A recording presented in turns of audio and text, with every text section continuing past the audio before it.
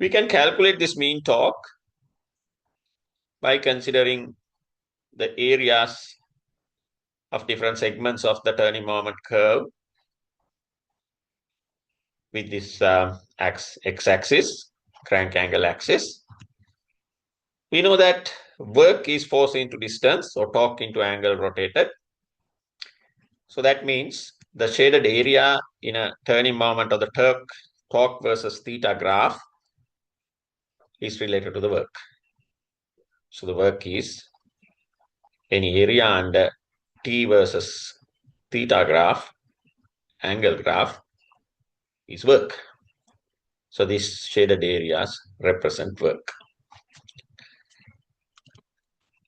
So the mean torque will be the total shaded area or the total work done during the cycle or produced or done by the cycle during the cycle divided by the cycle time. So in this case, it is 4 pi for a 4-stroke engine. Now, if areas of each segment of this turning moment curve is A1 to A6, as I have indicated here, then of course, the total area or the total shaded area will be this. Obviously, we'll have to consider these A1, A3, and A5 as negative areas because torque is negative. Now, in these strokes, intake, compression, and exhaust, the crank has to drive the piston, and during combustion, the piston drives the crank. So there is a positive and negative values coming accordingly for this turning moment. Now, as we saw earlier, if it is a 4-stroke engine, we can spread out this power strokes across the cycle, where we get 4 distinct power strokes at 4 different intervals. So each 180 degrees of rotation or half a rotation of the crank, there is a power stroke. So which smooths out the torque production, but there is a limit. So still, even though engine has more than one cylinder, it can't smooth out 100%. So we need a flywheel. So this is the flywheel here. So this part is the flywheel of this 4-cylinder engine. So any engine should have to have a flywheel to smooth out the fluctuation of energy that it produces. So in the 2-wheel tractor, of course, the flywheel is fixed outside. We can easily see, but in all other engines, we don't see it because it is inside the engine assembly. And also, you may notice that this firing is taking place according to a particular sequence, that is 1, 3, 4, 2, not like 1, 2, 3, 4, just to balance out the forces acting on the crankshaft. So for single cylinder engine, so this is the mean resisting torque, that what we looked at earlier, and 1 power stroke over 4 pi revolutions. But if it is a 4-cylinder engine, then we can spread out these power strokes at each stroke. So you get 4 of these positive loops. Accordingly, the turning moment diagram would look like this. Cylinder 1 is fired here, cylinder 3 is fired here, cylinder 4 is fired here, and cylinder 2 is fired here.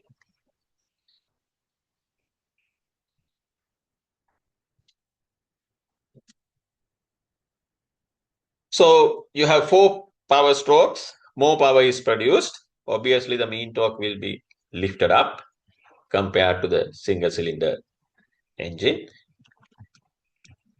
And there won't be any change in the maximum torque, which is not a sort of an interest here. And the resultant curve would look like this. So you can see the power production now is smoothed out. The torque is somewhat smoother compared to single cylinder, but still it is not fully smooth. So we need a flywheel to smooth out to the extent that we want. So when you increase the number of cylinders, of course, you can make it more smooth and smoother, but practically there is a limit. So you can't have an engine with infinite number of cylinders. Accordingly, a complete smoothness cannot be achieved by increasing the number of cylinders. So the flywheel need to be coupled to an engine, whether it is a single cylinder engine or multi-cylinder engine. For the two-wheel tractor you saw, if you can recall the specs that I showed you in the very first slide, this is a single cylinder engine, so the fluctuations are more, and it is a heavy engine. Its displacement is about 440 cubic centimeters, quite large engine, 4 times larger than 100cc motorbicycle engine, for example. And it is a diesel engine, so things are heavier. Accordingly, you need a larger flywheel to operate the machine smoothly. On the other hand, if it is a motor car, usually we have 4 cylinders. So the power production is much smoother than the single cylinder engine. Therefore, you don't need a huge disc like the one that we see in two-wheel tractors, but still you need a flywheel. So there's a small disc inside, small flywheel connected to the crankshaft. Usually, the starter motor of an engine is connected to the flywheel. So this ring here you can see is to connect the starter motor. This is an engine built in about 130 years ago in the US, one of the first generation internal combustion engines. You can see the size of the flywheel. There are two huge wheels. So these are the flywheels. So there is a reason why those engines needed that large flywheels. There is, those days the engines operated at quite low speeds, like 250 to 300 revolutions a minute. So we know that the energy storage is half I omega squared. So if omega is small, to store some energy, you have to have larger I. So the moment of inertia of the flywheel has to be large. So that is why you have very large flywheels like this. Obviously, there are two of them. But in modern engines, operate around 1500 RPM, or the revolutions a minute, much higher speed than this. And the energy equation has omega squared, not just omega. Therefore, omega squared is a very large value for modern engines. Therefore, they don't need that big flywheel to store a certain amount of energy.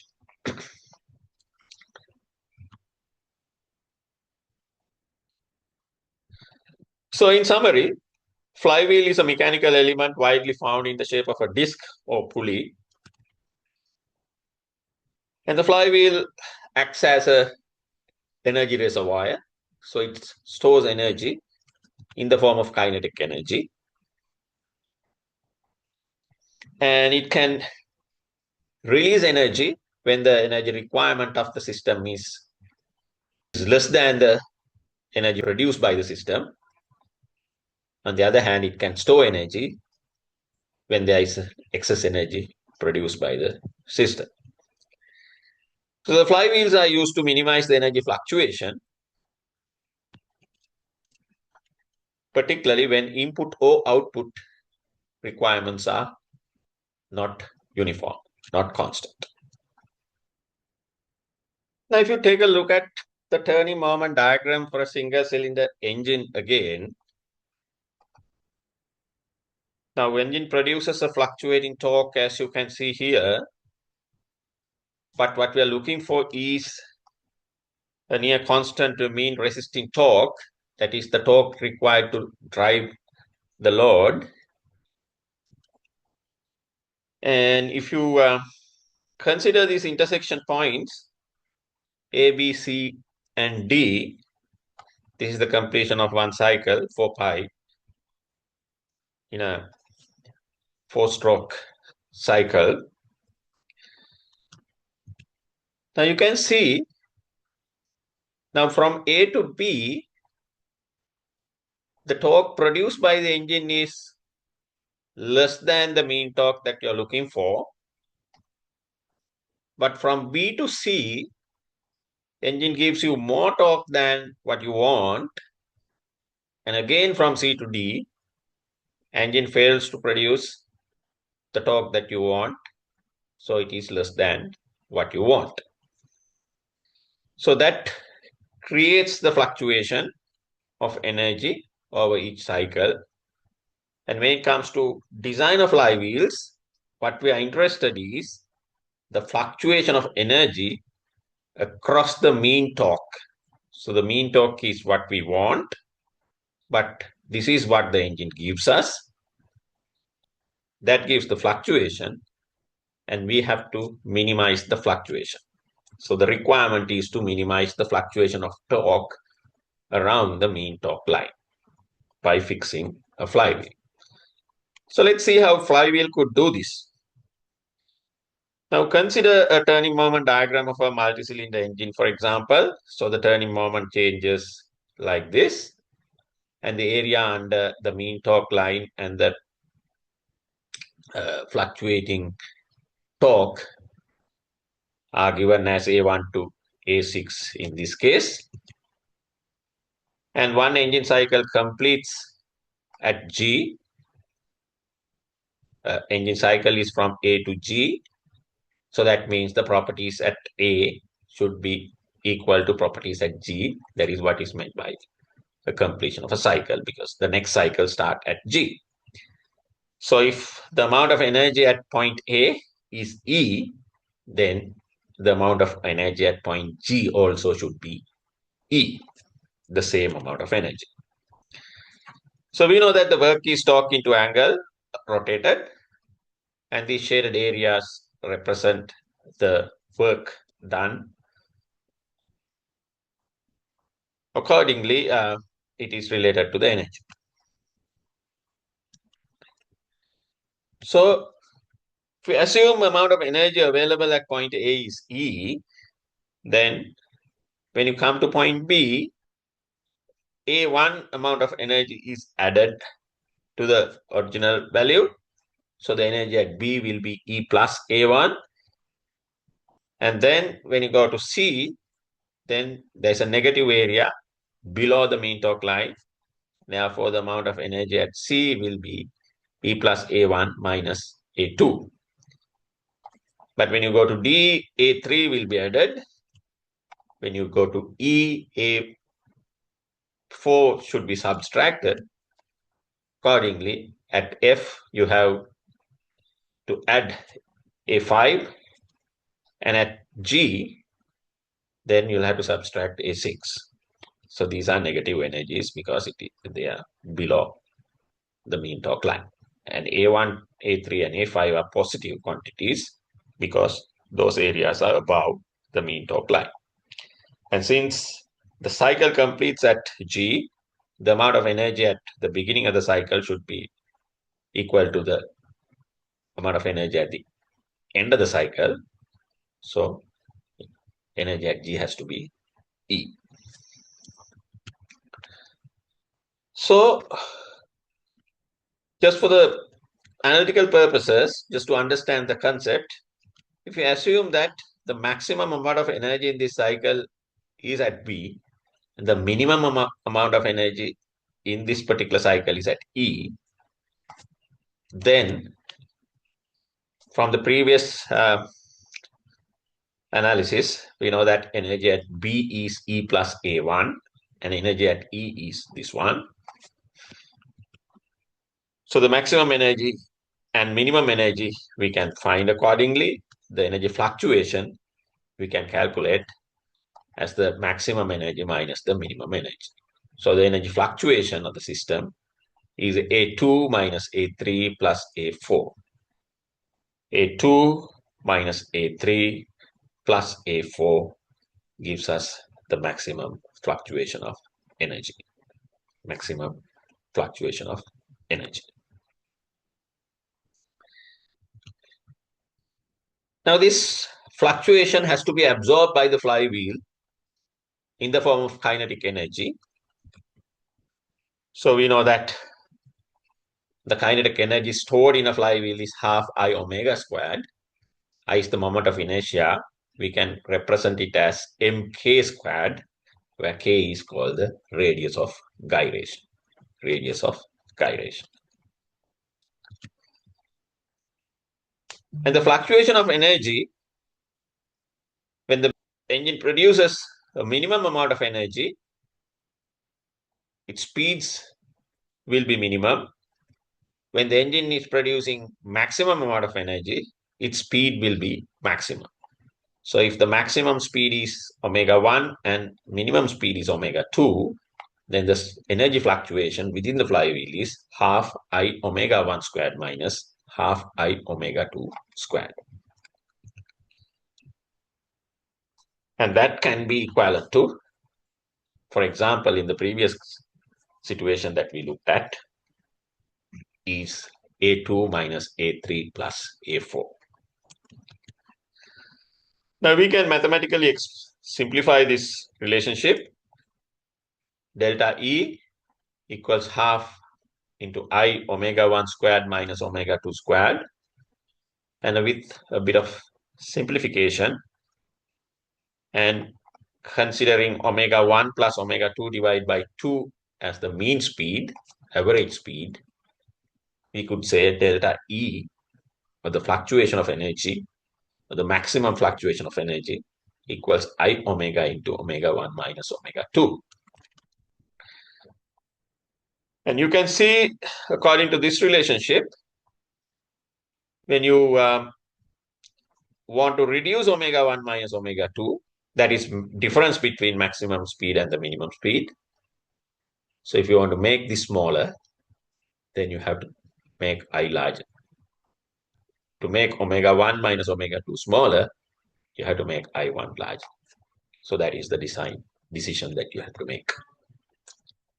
So you can manipulate this relationship slightly by multiplying and dividing by omega.